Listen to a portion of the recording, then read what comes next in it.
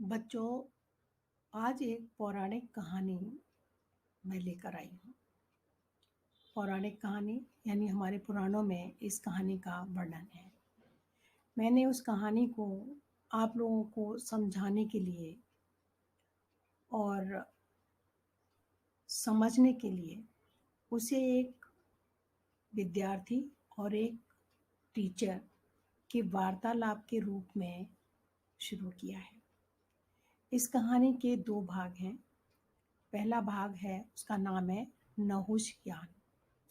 क्या है ये नहुष-यान और इसके बारे में हमारे पुराणों में क्या लिखा है? तो आज की कहानी बहुत अच्छी है, हमारे पुराणों से ली हुई है, तो आप इस कहानी को समझें, उसको याद रखें और उसकी गहराई को समझें। मैं आपको सारी बात बताऊंगी, तो चलिए हम आज की कहानी शुरू करते हैं। नहुष-यान।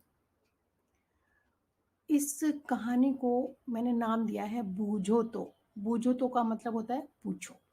यानी जब हम किसी बात को पूछते हैं तब हमें उसका उत्तर मिलता है और उस प्रश्नोत्तर से हमारी जिज्ञासा शांत होती है और हम नई बातें सीखते हैं। तो इसको ज़रा समझिए, कैसे एक विद्यार्थी और एक टीचर का, अध्यापिका का एक बातचीत के जरिए इस कहानी को आगे बढ़ाया है। धीरे धीरे कक्षा के सभी बच्चे अपने अपने प्रथम तिमाही परीक्षा के रिपोर्ट कार्ड लेकर जा चुके थे। गगन और उसके माता पिता को अध्यापिका गार्गी भटनागर ने जब कक्षा में बैठे देखा तो एक मुस्कुराहट से उनका हालचाल पूछा। गगन की माँ शामली तिवारी ने गार्गी मैम की तारीफ करते हुए कहा, मैम, गगन तो बस आपकी तारीफ ही करता रहता है, पता नहीं आप इसे कैसे झेल लेती हैं। इतने प्रश्न पूछता है कि हम तो अ, इसकी आदत से परेशान हो जाते हैं। मैं तो परेशान नहीं होती, बल्कि खुशी होती है कि चलो कोई बच्चा तो इतना जिज्ञासु है जो प्रश्न पूछता है। प्रश्न पूछना तो अच्छी बात है, सीखने का बेहतरीन तरीका है, इसलिए प्रश्न पूछना तो अच्छी आदत है। गार्गी मैम ने मुस्कुराकर जवाब दिया। जरूरत से ज्यादा हर बात खराब होती है, शामली ने फिर कहा। यह आदत तो व्यक्ति में छुपी चेतना को उजागर करती है। हमारे जानने की लालसा का इससे पता लगता है। मैम, मेरी पोस्टिंग दूसरे शहर में हो गई है। अभी तक तो मैं ही इसे स्कूल छोड़ता था। हमारे घर की तरफ इस स्कूल की बस भी नहीं जाती। हमें समझ नहीं आ रहा कि गगन के आने जाने का क्या प्रबंध करें।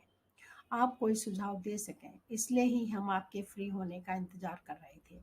गगन के पिता अनिल तिवारी ने गार्गी मैम से कहा। कहाँ रहते हैं आप? गार्गी जी ने पूछा। कमला नगर में, तिलक फ्लाईओवर के आगे, अनिल ने कहा। वह है, मैं जानती हूँ। कमला नगर के आगे जो सुशांत लोक है, मैं वहीं रहती हूँ। अगर आपको ऐतराज ना हो तो यह मेरे साथ ही आ जाया करेगा। लेकिन एक प्रॉब्लम है, बच्चों की छुट्टी के आधे घंटे बाद हमारी छुट्टी होती है, तब तक इसे इंतजार करना पड़ेगा। नो प्रॉब्लम मैम, मुझे आपसे कुछ पूछने और जानने का समय भी तो मिलेगा। गगन ने बीच में ही अपनी बात रखी तो सारे एक साथ हंस पड़े। ठीक है, अगले सोमवार से तुम मेरे साथ आओगे, गार्गी मैम ने गगन के सिर पर हाथ फिराते हुए कहा। गगन खुश हो गया। मैम, यह आपको शांत तो रहने नहीं देगा, शामली ने फिर कहा। कोई बात नहीं, मुझे ऐसे बच्चे अच्छे लगते हैं जो जिज्ञासु होते हैं। आप दोनों ही जाने, गगन के पिता ने कहा और हाथ जोड़कर विदा ली। गगन भी उनके साथ चला गया, लेकिन उसकी चाल ढाल और उसकी आंखों की चमक बता रही थी कि वह इस निर्णय से बहुत खुश है। गार्गी को भी अच्छा लगा कि चलो इस बहाने किसी की मदद भी हो जाएगी और उसे भी बच्चे का साथ मिल जाएगा। सप्ताह के अंत में गार्गी के बताए रास्ते पर गगन पहले ही खड़ा दिखाई दिया। गार्गी को उसका समय पर पहुंचना अच्छा लगा। सुबह सुबह गार्गी की कार में वंदना का कार्यक्रम रेडियो पर चल रहा था। गार्गी भी शांत थी, गगन भी चुप रहा और उनके क्रियाकलाप को देखता रहा। सुबह के समय ज्यादा सड़क पर भीड़ न थी, अतः वे लोग कुछ ही समय में स्कूल पहुंच गए। दोनों अपनी कक्षा में गए, फिर अपने अपने कार्य में व्यस्त हो गए। छुट्टी के बाद गगन अपनी मैम मैम की कार के पास पेड़ की छाया में बैठ गया। उसका मस्तिष्क अब तेजी से दौड़ रहा था कि आज वह किस जिज्ञासा को शांत करेगा। कुल बुलाते प्रश्नों में से चुनाव करना मुश्किल था। वह शांति से बैठकर विचार करने लगा। आधा घंटे के बाद गागी मैम को आते देखकर वह खुश हो गया। गागी मैम भी मुस्कुराकर उसका हालचाल पूछा। दोनों ने अपने अपने बैग कार की पिछली सीट पर रखे और चलने के लिए तैयार हुए। गागी मैम ने जब गगन की ओर देखा तो वह बोल पड़ा, मैम मुझे नहुश्यान के बारे में बताइए। इस संडे को मैं दादी के साथ सत्संग में गया था। वहाँ प्रवचन में इसकी चर्चा हुई थी, लेकिन मुझे कुछ समझ नहीं आया। गगन, आपने प्रश्न अच्छा पूछा है। मैं तुम्हारी एक एक कर सभी जिज्ञासा शांत करूंगी। मैं भी तुम्हारी तरह अपनी दादाजी के पीछे ही पड़ी रहती थी, इसलिए मुझे ऐसी बातों में रुचि भी रहती है। सुनो गगन, गार्गी मैम ने कहानी शुरू की और गगन संपूर्ण मनोयोग से उन्हें सुनने लगा। राजा नहुष बड़े ही प्रतापी, तेजस्वी और तपस्वी राजा थे। राजाओं के सभी गुण उनमें थे। वे भी साहसी, परोपकारी, प्रजापालक और धर्मज्ञ थे। एक बार उन्होंने घोर तपस्या की और इस तपस्या के बल पर उन्होंने देवताओं के राजा इंद्र को भी परास्त कर उनका स्थान ग्रहण कर लिया। अपनी देवताओं पर विजय से राजा नहुष इतना प्रसन्न और अहंकारी हो गया कि वह अपने आप को सर्वश्रेष्ठ समझने लगा। देवताओं का वैभव और ऐश्वर्य देखकर वह सब कुछ पाने के लिए लालायित हो उठा। लेकिन वह तो ज्ञानी था, फिर उन्हें लालच ने क्यों घेरा? गगन ने बीच में ही पूछा। बेटा, बड़े बड़े ज्ञानी धन संपदा से पूर्ण लोगों की इच्छाएं पूर्ण नहीं होती और ज्यादा इच्छाएं करने लगते हैं तो उनके अंदर अहंकार पैदा हो जाता है। अहंकार ही व्यक्ति के पतन का मुख्य कारण होता है। फिर क्या हुआ? गगन ने उत्सुकता से पूछा। फिर क्या? जब नहुष को देवताओं के राजा इंद्र की पदवी मिल गई तो उनकी इच्छा देवराज इंद्र की पत्नी सची को प्राप्त करने की हुई। उन्होंने इसका प्रस्ताव सची के पास भिजवाया। सची घबरा गई। वह ब्रह्मा जी के पास गई और उनसे अपने बचाव का उपाय पूछा। ब्रह्मा जी ने कहा कि तुम उससे कहो कि वह सप्त ऋषियों के द्वारा उठाई गई पालकी में बैठकर उनके पास आए, तो वह उसका स्वागत करेंगी। नहुष को जब यह संदेश मिला तो वह अत्यधिक प्रसन्न हो गया। उसने सोचा, यह कौन सी बड़ी बात है, मैं सब ऋषियों को अभी आदेश देता हूँ। वह मद में यह भूल ही गया कि ऋषि आदर और सम्मान के पात्र होते हैं। सप्त ऋषियों कश्यप, विश्वामित्र, अत्रि, भारद्वाज, महर्षि गौतम, जमदग्नि और वशिष्ठ, इनको सप्तऋषि कहा जाता है, को जब नहुष का आदेश मिला तो वे हैरान रह गए। लेकिन उन्होंने इस नए राजा का विरोध न किया और उसका आदेश पालन करने के लिए चल पड़े। राजा नहुष अधीरता से उनका इंतजार कर रहा था। जैसे ही वे आए तो वह एक खूबसूरत सजी हुई पालकी में सवार हो गया और इन ऋषियों को उस पालकी को उठाकर चलने के लिए कहा। सप्त ऋषि उसे उठाकर चलने लगे, लेकिन वे ऋषि ऐसे कार्यों के आदी न थे, अतः वह इस कार्य को धीरे धीरे कर पा रहे थे।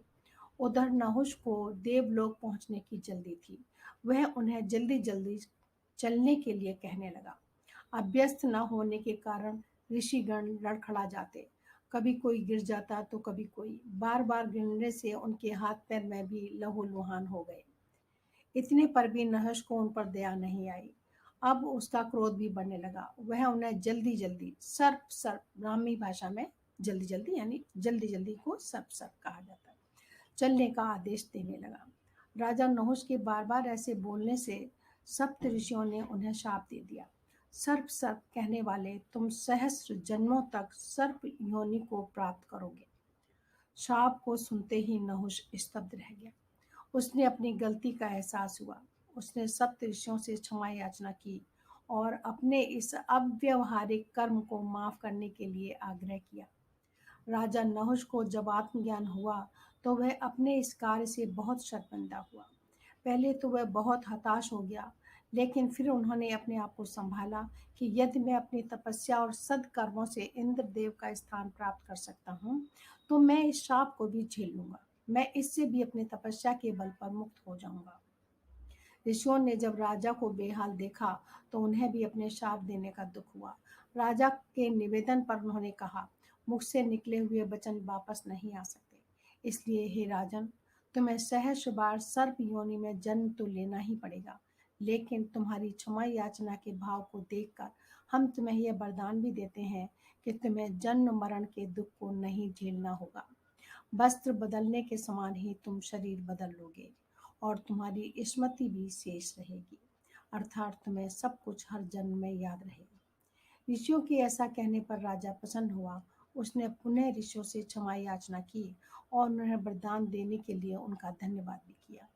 मैम, ऋषियों को उन्हें माफ नहीं करना चाहिए था। बेटा, क्षमा मांगना गलती करने वाले का हक है, तो क्षमा करना बड़ों का हक है। फिर ऋषि मुनि तो दयालु, कृपालु और क्षमाशील होते हैं, इसलिए उन्होंने राजा को माफ कर दिया। हम्म गगन ने हामी भरी।